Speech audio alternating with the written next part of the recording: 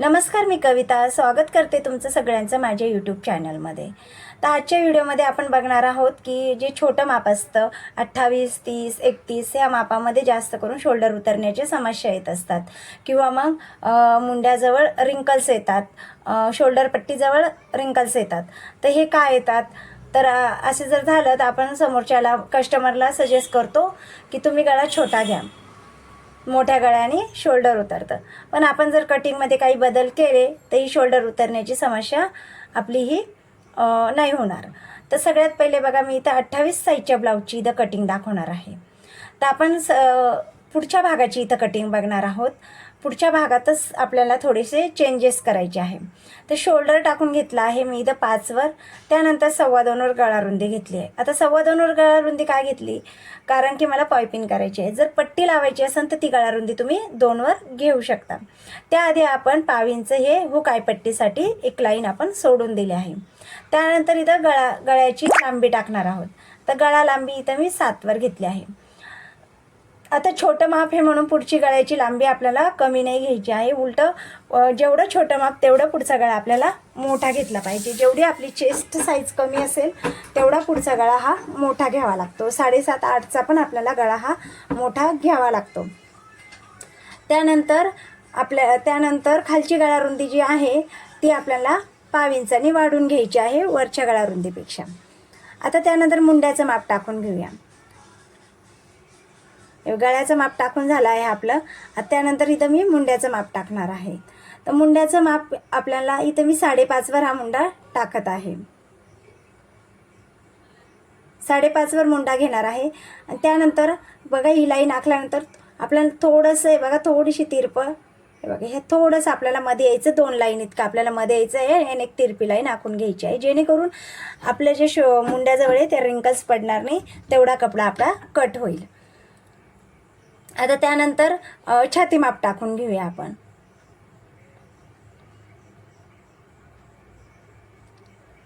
आता छाती माप टाकताना आपल्याला आपलं 28चं माप आहे, तर 7 चोक 28. आता इथे कोणत्याही प्रकारची आपल्याला लुझिंग नाही द्यायची. छोटं माप आहे आपलं, तर कोणत्याही प्रकारची लुझिंग द्यायची नाही आहे. कारण लुझिंग दिल्यामुळं काय होईल, हे रिंकल्स पडतील आपल्याला किंवा फिटिंगमध्ये आपल्याला व्यवस्थित शिलाई मारता येणार नाही. तर लुझिंग नाही द्यायची आहे आपल्याला कोणत्याही प्रकारची. तर आता 7 चोक 28, 7वर आपण एक मार्किंग करणार आहोत. हे बघा, त्यानंतर इथे 1.5 इंच आपली शिलाई मार्जिन. आता शिलाई मार्जिन पण आपल्याला 2पेक्षा जास्त शिलाई मार्जिन कोणत्याच ब्लाऊज शिवताना टाकायची नाही. ही लाईन आपण सरळ आखून घेऊया.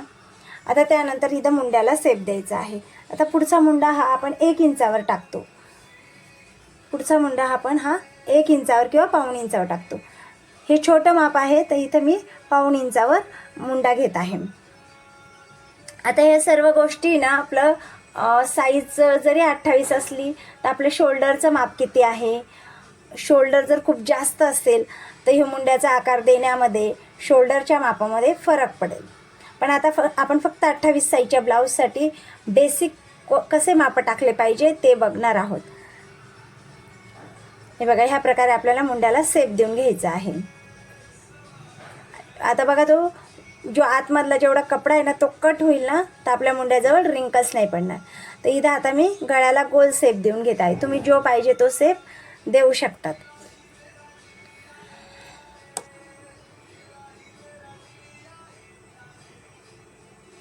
पंचकोणी जर गळा घेतला तर आपल्याला त्याच्यामध्ये थोडेसे चेंजेस राहतात. बाकीचे इतर गळ्यामध्ये काही प्रॉब्लेम नाही आहे. आता आपल्याला प्रिन्सेस कटचा आकार द्यायचा आहे. त्याआधी आपण ही लाईन सरळ आखून घेऊया. ह्या दोन्ही लाईन आपण फिटिंगच्या ज्या आहेत त्या सरळ खाली आखून घेऊया. आता सगळं जो प्रॉब्लेम येतो ना, तो प्रिन्सेस कटचा जो टक्स देतो ना आपण, तिथे हा सगळा प्रॉब्लेम येतो. तर तोच प्रॉब्लेम आपल्याला त्या प्रॉब्लेम जर आपला सॉल्व झाला तर शोल्डर उतरण्याची समस्या 90 ते 95% आपली तिथे कमी होऊन जाते. तर सगळ्यात पहिले वरती आपण जेवढं शिलाईसाठी सोडणार आहोत तेवढं सोडून आपल्याला 9 इंचावर हा टक्स पॉईंट टाकून घ्यायचा आहे. त्यानंतर इथून आपल्याला जवळजवळ 2.25 वर आपल्याला 2.25 आणि एक लाईन म्हणजे 4ला आपल्याला 3ला आपल्याला 2 लाईन कमी इथं मार्किंग करून घ्यायची आहे. 3वर केली तरी चालेल, काय हरकत नाही. फक्त 3पेक्षा जास्त आपल्याला जाऊ नाही द्यायचं. इथे मी 2.25वर मार्किंग करत आहे. त्यानंतर ती लाईन आपण सरळ आखून घेऊया. आता इथं टक्स कितीचा द्यायचा, तर आपल्याला अगदी 1 इंचाचा टक्स देत आहे. बऱ्याचदा काय होतं की आपण हे ना इथं 1.5 इंचाचा टक्स देऊन देतो आणि 1.5 इंचाचा टक्स दिल्यामुळं तो पप थोडासा मोठा होऊन जातो आणि त्यामुळे ब्लाऊज हे ढिल्लं पडतं, पुढचा गळा लूज होतो आणि शोल्डर हे उतरतं.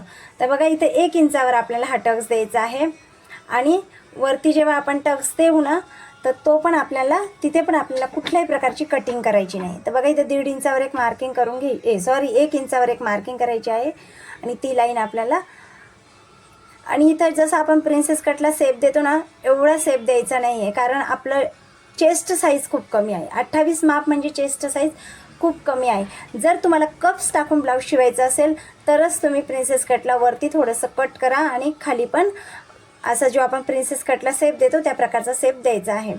अन्यथा जर तुम्ही बिना कपचं ब्लाऊज शिवत असाल तर ह्या प्रकारे आपल्याला फक्त साधा सिंपल प्रिन्सेस कटचा आकार द्यायचा आहे. त्यानंतर इकडून आपल्याला बघा तिरपी लाईन आखून घ्यायची आहे आणि जेवढं पण आपण इथं टक्समध्ये अंतर टक्स मारला आहे तेवढं आपल्याला इकडे वाढवून घ्यायचं आहे. हे बघा इकडे वाढवून घ्यायचं आहे, जेवढं पण आपण टक्समध्ये टक्सचं अंतर दिलं तेवढं, आणि ती तिरपी लाईन वरती पण थोडंसं आपलं शिवण्यात जाणार आहे ते वाढवून घ्यायचं आहे आणि एक लाईन सरळ आखून घ्यायची आहे.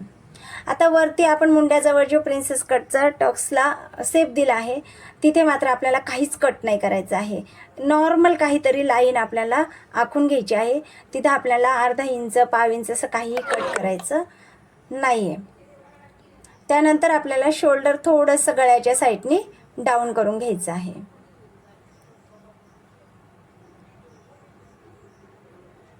आता याची आपण कटिंग करून घेऊया. मग शिलाई करताना आपल्याला एक छोटीशी गोष्ट आपल्याला शिलाई करताना पण करायची आहे, ती इथं पण तुम्हाला दाखवून देते. सगळ्यात पहिले आपण आता याची कटिंग करून घेऊया.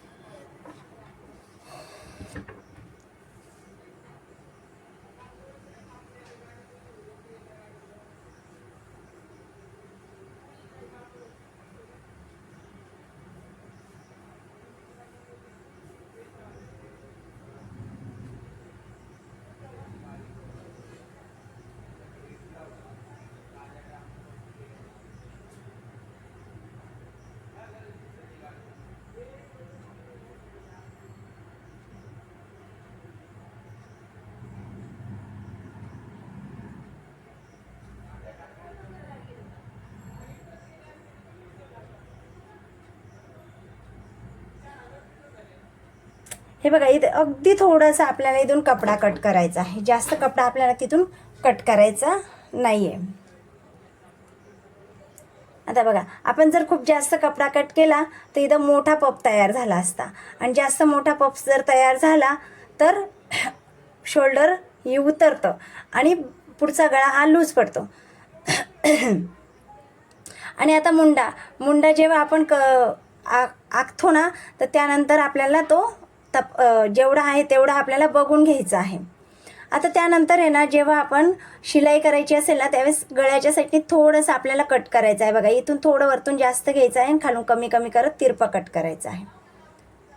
हे बघा आता मुंडा कसा आहे बघा, मुंडा आपल्याला हा आपण जेव्हा आखतो ना तेव्हा ठीक आहे, पण पूर्ण आखून झाल्यानंतर आपल्याला तो अंगावर जर माप घेतला असेल किंवा कपड्यावरचं माप घेतलं असेल तर आपल्याला चेक करून घ्यायचा आहे जो मुंड्याचा आपण आकार दिला आहे तो बरोबर आहे का नाही.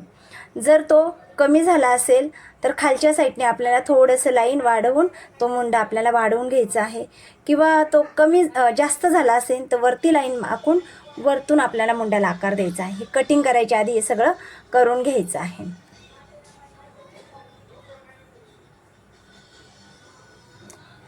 तुम्ही जर माझे काही व्हिडिओ बघितले असतील तर त्याच्यामध्ये मुंड्याविषयी किंवा रिंकल्स का येतात, मुंडा काखेत का टाईट होतो, हे जर काही व्हिडिओ बघितले असतील तर त्याच्यामध्ये मुंड्याविषयी मी भरपूर चांगली माहिती दिली आहे. तर तुम्ही नक्की माझ्या चॅनलला सबस्क्राईब करा आणि माझे पूर्ण व्हिडिओ बघा. तर तुम्हाला आजचा व्हिडिओ आवडला असेल तर व्हिडिओ लाईक करा. अजून तुम्ही माझ्या चॅनलला सबस्क्राईब नसेल केलं तर चॅनलला सबस्क्राईब करून घ्या आणि व्हिडिओ अपूर्ण बघितल्याबद्दल खूप खूप धन्यवाद.